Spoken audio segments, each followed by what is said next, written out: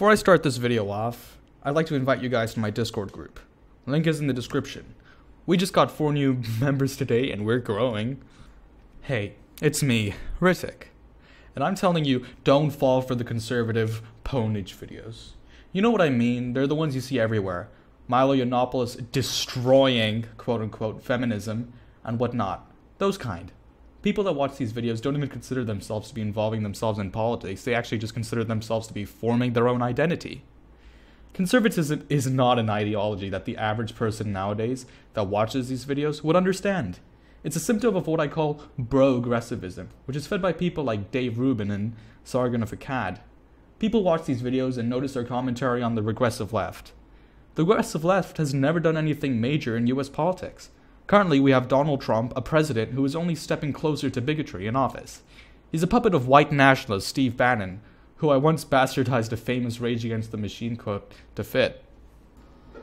Some of those that hold office are the same that burn crosses.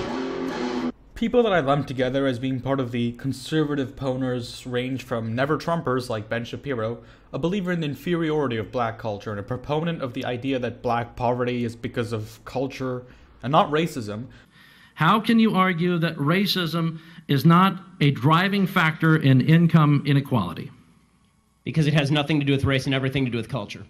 Milo, who somehow sympathizes with the alt-right and tries to whitewash their white nationalism, something that's self-admitted, into some vague paleoconservative, quote-unquote, Western cultural supremacist ideal. I think multiple times you've taken credit for creating the sort of concept of alt-right or alternative right. I mean, I just want to get that on record in our interview before I ask questions based on it. You do take credit for that?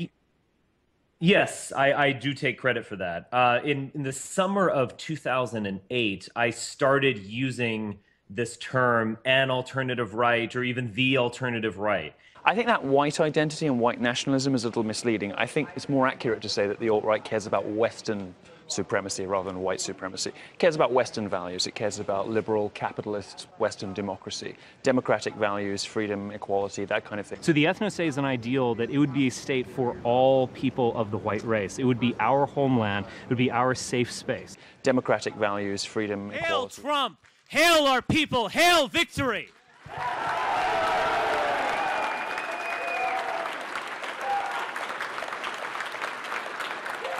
Don't think that the fact that Shapiro is at odds with Yiannopoulos somehow makes them any different to one another. They disagree only on one thing: how obvious they're being in hiding their bigoted beliefs. Steve Bannon is a monstrous beast that manipulates the puppet we call our president, Trump. He's nothing without Breitbart and his so-called alt-right empire, a rebranded version of white nationalism that preys on the fears of misinformed, angsty kids and self-hating minorities. These men don't even seem to espouse white nationalist values. Bannon isn't hateful enough to actually hate brown people and the like. The only reason he pretends to is because it's the only support base he's gonna get that is the means to his end, to destroy the democratically republic government of the USA and the rights of our estranged citizens that it protects. This doesn't come from an anarcho-communist perspective. Bannon isn't opposed to how the government oppresses people, but how they help them. And your libertarian YouTubers are the proponents of this. It seems like a large reason why people like these YouTubers is because they attack social justice warriors, more often just referred to as feminists. Firstly, I agree that feminism isn't centrally about equality, it's about female empowerment, and I don't believe that the difficulties men face can necessarily be fixed by it. There has to be, on an individual basis, empowerment. But you can't dismiss the strides modern-day feminism has made. That's all they do in the name of fighting so-called regressivism. And much of it is regressivism, however the beliefs they hold aren't any better.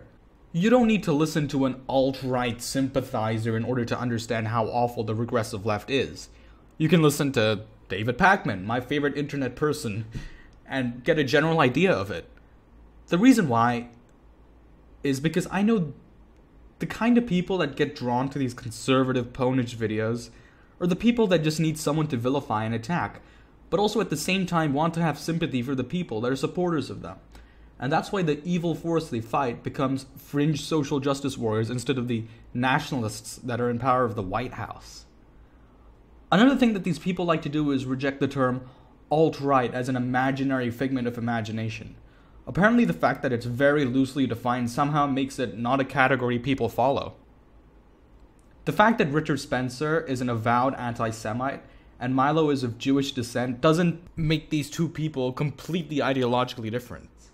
Shapiro is a traditional conservative, not really alt-right, but I think you could sometimes call him alt-light.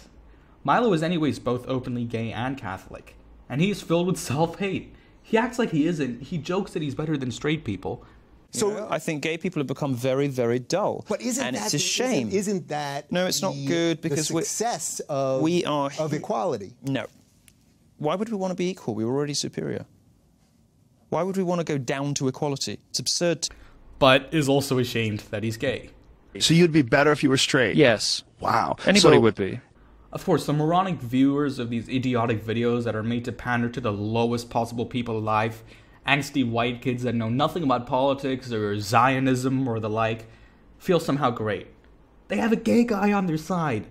Never mind that that guy wishes he wasn't gay, never mind that he's actually a defender of an ideology that hates him, but they have a gay guy. And he defeats those evil SJWs. The people ruining college campuses. Not the White House, not Steve Bannon, the KKK's canon, but the idiotic kids that run around college campuses. You want to side with someone who attacks the regressive left? Side with rationality and empathy, not with the antithetical side of that. Don't side with a guy who thinks black people are poor solely and only because of their culture. Don't side with the guy who makes excuses for white nationalism. White nationalism is a new religion. People form beliefs that they argue impenetrably. So arguing with one of them is like arguing with a Christian. You're not getting anywhere. Don't become what you hate, people. Their distaste of the regressive left doesn't make their ideas any better. Richard Spencer is collected and calm in a debate because anyone who has to deal with the pile of shit that he is reduced to hysterics at disappointment the human race could produce someone like that. He's proud of how much of an idiot he is. Richard isn't telling us how it is. He's an idiot. Who cares if Ben Shapiro successfully debates some SJW kid who thinks black people should be paid reparations by white people when Pac-Man absolutely destroyed him in a gun control debate? And if you only give them rifles and the tanks roll out, the rifles are useless. True. It's just not true. I mean, I've spoken to veterans at the War College who have done studies. In case you're not aware, I'm a massive fan of Pac-Man. Check him out, guys. And while you're at it, join my Discord group. Link is in the description. That's all I had to say today. It's a small topic. Thanks for watching. Make sure to like, comment, favorite, share, and subscribe. And have a good one.